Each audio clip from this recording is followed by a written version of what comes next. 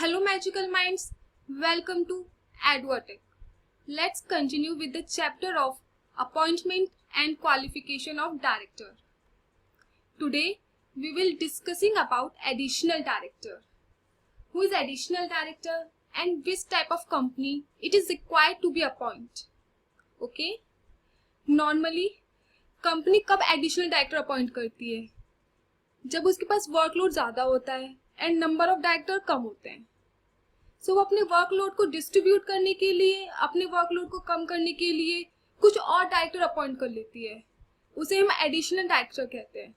तो यहाँ पे डिफरेंट ये है कि एडिशनल डायरेक्टर कौन अपॉइंट करता है और कब अपॉइंट किया जाता है और कितने टाइम के लिए अपॉइंट किया जाता है. सो कंपनी लॉ में सेक्शन 161 सबसेक्शन 1 एडिशनल डायरेक्टर के बारे में बताता है. सबसे पहले हम बात करेंगे कि किस टाइप की कंपनी पर एडिशनल डायरेक्टर का कॉन्सेप्ट एप्लीकेबल होता है. तो यहाँ लिखा गया है एप्लीकेबल टू ऑल कंपनीज, मतलब कि हर टाइप की कंपनी पर अप्लाई होगा, चाहे वो पब्लिक कंपनी हो, प्राइवेट कंपनी हो या फिर गवर्नमेंट कंपनी, कोई भी कंपनी हो. उन कंपनीज में एडिशनल डायरेक्टर हम अपॉइंट कर सकते हैं. अब हम बात करेंगे 5 एस्पेक्ट्स रिगार्डिंग एडिशनल डायरेक्टर्स, मतलब कि क्या क्या पॉइंट्स हैं जो हम एडिशनल डायरेक्टर को अपॉइंट करते टाइम ध्यान रखेंगे या क्या क्या फैक्टर्स हैं उसके बारे में बात करेंगे. सबसे पहले है प्री कंडीशंस, मतलब कि एडिशनल डायरेक्टर को अपॉइंट करने से पहले क्या कंडीशन हमें ध्यान में रखनी है. चलो देखते हैं. कहा गया है authority in AOA authorise board of director to appoint additional director. Section 161 subsection 1 provides power to board of director to appoint additional director as and when they deemed fit, but it does not put any obligation on board of director to appoint additional director.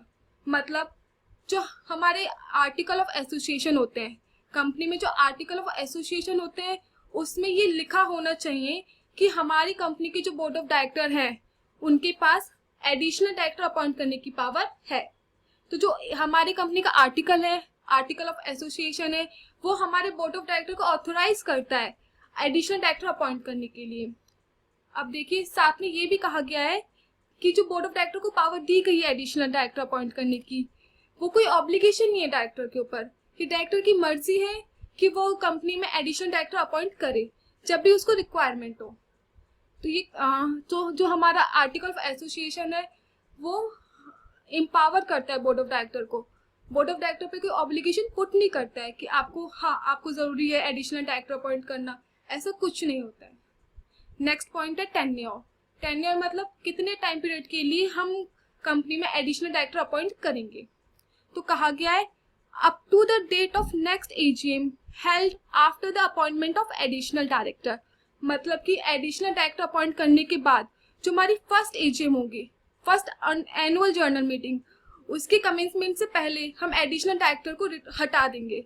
उसका जो tenure है वो वहीं तक limited है. और the last date on which the AGM should have been held whichever is earlier, मतलब कि जो हमारी एजीएम होनी चाहिए थी लेकिन हुई नहीं है, तो जो एजीएम हेल्ड करने की हमारी लास्ट डेट है उस डेट तक हम जो हमारा एडिशनल डायरेक्टर है उसको हटा देंगे. तो इन दोनों डेट्स में से जो डेट भी अर्लियर होगी वो एप्लीकेबल होगी. नेक्स्ट पॉइंट है हमारा लिमिट ऑन नंबर, मतलब कि एक कंपनी में हम मैक्सिमम कितने एडिशनल डायरेक्टर अपॉइंट कर सकते हैं. तो आपको पता ही होगा कंपनी लॉ में सेक्शन 149 सबसेक्शन 1 डील करता है कि हम एक कंपनी में कितने नंबर ऑफ डायरेक्टर अपॉइंट कर सकते हैं. तो वहां पे कहा गया है कि एक company maximum to maximum 15 board of director appoint कर सकती है. अगर उसे उस लिमिट से ऊपर अपॉइंट करना हो तो कंपनी को एक स्पेशल रिजोल्यूशन पास करना होता है और अपने आर्टिकल ऑफ एसोसिएशन को ऑल्टर करना होता है, तभी वो 15 से ज्यादा डायरेक्टर अपॉइंट कर पाएगी. तो क्या लिखा गया है, existing director plus proposed additional director is less than और equal to permissible maximum limit of director in AOA. मतलब कि जितने भी हमारे आर्टिकल ऑफ एसोसिएशन में मैक्सिमम लिमिट है हम वहीं तक डायरेक्टर अपॉइंट कर सकते हैं, उससे ऊपर नहीं कर सकते. हम इसके लिए एक एग्जांपल लेते हैं तो आपको और अच्छे से समझ आएगा. सपोज हमारे एओए में मैक्सिमम 15 डायरेक्टर अपॉइंट करने की पावर है और हमने कर रखे हैं अभी तक 12 डायरेक्टर अपॉइंट, तो हम मैक्सिमम कितने कर सकते हैं, तो तो हम मैक्सिमम 3 एडिशनल डायरेक्टर अपॉइंट कर सकते हैं, उससे ज़्यादा नहीं कर सकते। नेक्स्ट पॉइंट है हम लोगों का मेथड ऑफ अपॉइंटमेंट, मतलब किस मेथड के थ्रू हम अपने एडिशनल डायरेक्टर को अपॉइंट कर सकते हैं, कौन सा मेथड है। तो कहा गया है सेक्शन 161 सबसेक्शन 1 इज साइलेंट, मतलब कि मेथड कि हम किस मेथड से अपॉइंट करेंगे इस चीज के बारे में सेक्शन साइलेंट है। तो अब क्या क्या कहा गया है, बोर्ड में appoint additional director either in board meeting under section 173 और by resolution by circulation under section 175। मतलब कि बोर्ड ऑफ डायरेक्टर की मर्जी है कि वो एडिशनल डायरेक्टर बोर्ड मीटिंग में अपॉइंट करे या एक रिजोल्यूशन बाय सर्कुलेशन पास करके करते, वो बोर्ड ऑफ डायरेक्टर की मर्जी है, वो दोनों में से किसी भी एक मेथड के थ्रू अपॉइंट कर सकती है। ठीक है। नेक्स्ट है न्यू प्रोहिबिशन, मतलब कि हम किस सिचुएशन में एडिशनल डायरेक्टर अपॉइंट नहीं कर सकते। तो कहा गया है a person who fails to get appointed as a director in a general meeting shall not appointed as an additional director in that particular company।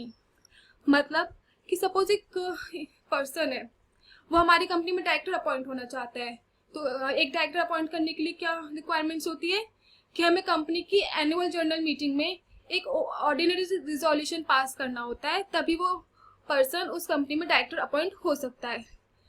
तो उस केस में जो पर्सन था वो अपॉइंट नहीं हो पाया क्योंकि उतना ओआर मतलब 50% ओआर चाहिए होता है, तो वो जो रिक्वायरमेंट है वो फुलफिल नहीं हुई, जिसकी वजह से वो डायरेक्टर अपॉइंट नहीं हो पाया। अब वो डायरेक्टर अपॉइंट नहीं हो पाया तो अब वो उस कंपनी में एडिशनल डायरेक्टर भी अपॉइंट नहीं हो सकता है। तो वो खाली उसी कंपनी में एडिशनल डायरेक्टर अपॉइंट नहीं हो सकता है, लेकिन किसी और कंपनी में तो हो सकता है अगर कंडीशन सेटिस्फाई कर दिया तो इसमें कहा गया है कि वो जो पर्सन है जो हमारी कंपनी में as a normal director appoint नहीं हो पाया है, तो वो हमारी ही कंपनी में as an additional director appoint नहीं हो सकता। अब हम इस चीज के रिगार्डिंग कुछ क्वेश्चंस देखते हैं जिसके थ्रू आपको और क्लैरिफिकेशन हो जाएगा कि एडिशनल डायरेक्टर कौन होते हैं और क्या चीज है। तो क्वेश्चन में है if permissible maximum limit in the AOA is 15 and existing number of directors is 12, then how many maximum additional directors can be appointed without alteration in AOA. तो आप क्वेश्चन को ध्यान से पढ़िए, क्वेश्चन में क्या कहा गया है। क्वेश्चन में कहा गया है कि हमारे आर्टिकल ऑफ एसोसिएशन में मैक्सिमम 15 डायरेक्टर अपॉइंट हो सकते हैं, ठीक है, और हमने कितने अपॉइंट कर रखे हैं अभी तक 12। तो क्वेश्चन कहता है कि हम कितने और एडिशनल डायरेक्टर अपॉइंट कर सकते हैं बिना अपने आर्टिकल ऑफ एसोसिएशन को ऑल्टर किए। क्वेश्चन में साफ साफ है हम मैक्सिमम 15 कर सकते हैं और कर दिए अभी तक 12, तो हम 3 और एडिशनल डायरेक्टर अपॉइंट कर सकते हैं अपने आर्टिकल ऑफ एसोसिएशन को ऑल्टर किए बिना। तो the answer is maximum 3 additional director. ठीक है। हमारा नेक्स्ट क्वेश्चन है if permissible maximum limit in the AOA is 12 and existing number of directors is 9, out of which 6 are rotational directors and remaining 3 are non-rotational directors, then how many maximum additional directors can be appointed without alteration in AOA if the company is of such a nature which is not required to appoint IDs। ID मतलब independent directors। तो question कहता है कि हमारे article of association में maximum 12 director appoint करने के लिए कहा गया है, लेकिन एग्जिस्टिंग है हमारे 9, उस 9 में से 6 जो है रोटेशनल डायरेक्टर हैं, मतलब जो हर साल रिटायर होते हैं जनरल मीटिंग में, और जो रिमेनिंग 3 हैं वो नॉन रोटेशनल डायरेक्टर हैं, मतलब जो फिक्स डायरेक्टर हैं जिनका जो टेन्योर है वो फिक्स्ड है, सपोज या तो वो 5 साल के बाद रिटायर होंगे या परमानेंट है। तो क्वेश्चन कहता है then how many maximum additional directors can be appointed without alteration in AOA.